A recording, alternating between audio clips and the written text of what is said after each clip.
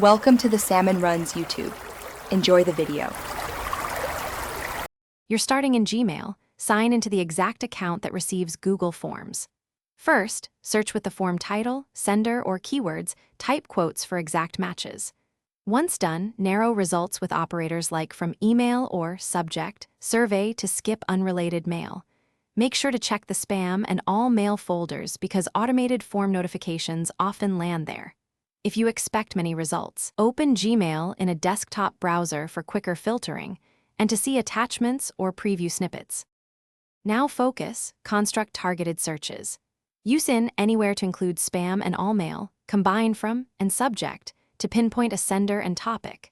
Once you have results, apply the date picker to isolate the correct time frame and add labels for quick future access. Then open messages and look for embedded Google Forms links or attachments. Links often show as view form or a preview card. Make sure to hover links to confirm they point to forms. Google. Calm before clicking for safety and speed.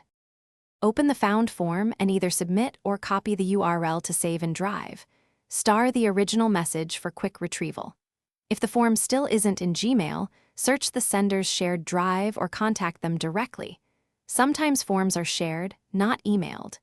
If links don't appear or previews fail, clear your browser cache, disable ad blockers, or open Gmail in an incognito window. Make sure no Gmail filters automatically archive or delete incoming form notifications. Thanks for watching. Consider subscribing if we helped you.